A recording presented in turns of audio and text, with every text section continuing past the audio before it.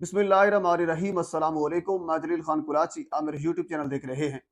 हुज़ूर वाला आज जुम्मा है और जुम्मे के खिताब में तकरीबन अभी से मौलाना तारिक जमील साहब ने आधा घंटा पहले खिताब किया जुम्मे की नमाज से पहले। उस खिताब में उन्होंने अपने बेटे मौलाना आसिम जमील के हवाले से एक बुजुर्ग का वाक़या शेयर किया है और उसके बाद फिर काफ़ी लोग उसको तनकीद भी कर रहे हैं और कुछ लोग उसको सराह भी रहे हैं।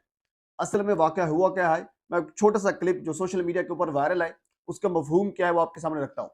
मौलाना तारिक जमील साहब काफ़ी परेशान थे क्योंकि उनका एक नौजवान बेटा था, वो इस दुनिया से चला गया और वो एक मजनू था, जिसको मजनू कहते हैं, जिसको आप कह लीजिए कि वो स्पेशल बच्चा कहते हैं, वो वाला था, वो चला गया।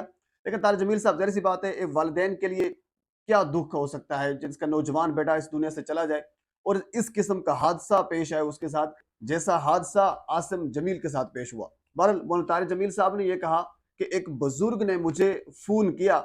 वो बुजुर्ग मौलाना तारिक जमील साहब के मुताबिक दिन में 1 लाख मरतबा दुरूद शरीफ पढ़ता है। उसको बारहा हज़रत मोहम्मद सल्लल्लाहु अलैहि वसल्लम की ज़ियारत भी होती रहती है। तो उस बुजुर्ग ने मुझे फ़ोन किया, कॉल की मौलाना तारिक जमील साहब को, और उस बुजुर्ग ने ये कहा कि इस बार जब मेरी ज़ियारत हुई नबी आखिरुज़्ज़मान सल्लल्लाहु अलैहि वसल्लम से, तो मैंने उनके साथ आपके बेटे को देखा। हालाँकि मौलाना तारिक जमील साहब ये कहते हैं कि उस बुजुर्ग ने आसिम जमील को कभी नहीं देखा हुआ था और ना ही वो बुजुर्ग कभी आसिम जमील से मिले।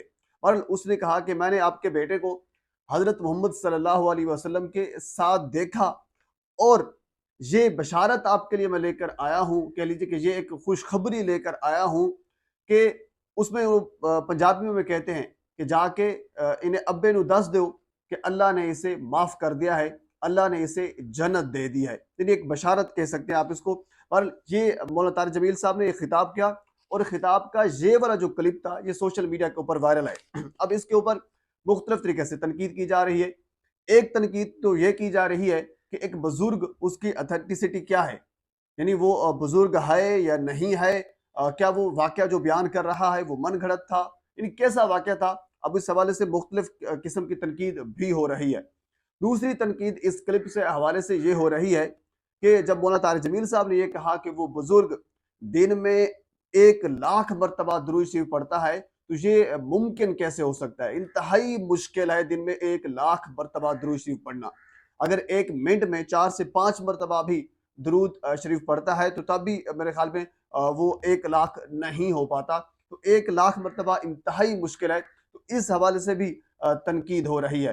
बहरहाल मौलाना तारिक जमील साहब काफ़ी गम में थे, काफ़ी अफसुर्दा थे। तो आज उनको ये जब एक बुजुर्ग की जानिब से उनके बकौल उनको ये एक बशारत मिली, एक फ़ोन कॉल आया और उस फ़ोन कॉल में इस किस्म की गुफ्तगू की गई, तो अब कह लीजिए कि उनका थोड़ा-सा जो गम का जो बोझ था वो थोड़ा-सा कम हो गया था। और इसके साथ एक छोटी-सी खबर और भी है, वो ज़रूर आपके साथ मैं शेयर करना चाहूँगा।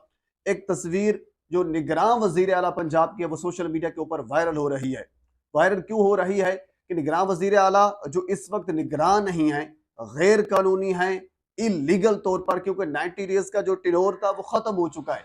उसके आगे लेकर चल रहे हैं, निगरान नहीं हैं, गैर कानूनी वज़ीर आला जनाब शुहदा की कब्रों के ऊपर फूल चढ़ाने के लिए गए, बिल्कुल जाना चाहिए। लेकिन सवाल ये है कि तकरीबन कहते हैं कि कोई 30 से 20 सेकंड्स का वो रास्ता था कब्रिस्तान जाने का, तो उस कब्रिस्तान जाने वाले रास्ते में रेड कारपेट बिछाया गया। उस रेड कारपेट के ऊपर, यानी कब्रिस्तान में भी रेड कारपेट बिछाया गया। ये है, दुनिया में ऐसा कहीं नहीं होता। यानी एक निगरान वज़ीर आला जो एक गैर कानूनी है, अगर वज़ीर आला भी होता तब भी नहीं होना चाहिए था, अगर वज़ीर आज़म होता तब भी नहीं होना चाहिए था। दुनिया में किसी भी मुल्क में सियासतदानों के साथ ऐसा नहीं होता, इतना प्रोटोकॉल नहीं होता जितना पाकिस्तान में इनको अहमियत दी जाती है और इतना प्रोटोकॉल दिया जाता है। यकीनन वज़ीर आला ने ये नहीं कहा होगा, उसके आगे जो करता धरता हैं, जो चमचे हैं, उन्होंने इस किस्म का रवैया किया होगा। अब ये आप रेड कारपेट कब्रिस्तान में बिछाकर, सवाल मेरा ये है कि आप क्या पैगाम देना चाहते हैं?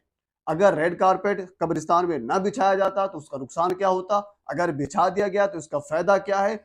और अवाम को, एक गरीब अवाम जो इस वक़्त गुर्बत की लकीर से नीचे है, जो खुदकुशियाँ कर रही है, आप उनको इस किस्म का पैगाम देकर क्या कहना चाहते हैं? मेरा जस्ट ये आपसे ये सवाल है। یہ 2 خبریں آپ کے سامنے رکھی ہیں، مزید خبریں بہت سی اور بھی ہیں، اگلی ویڈیوز میں آپ کے سامنے میں ضرور شیئر کروں گا۔ ایک مرتبہ پھر آپ سے گزارش ہے میرے چینل کو سبسکرائب کر دیں تاکہ آنے والے ہر انفارمیٹیو ویڈیو آپ تک پہنچ سکے۔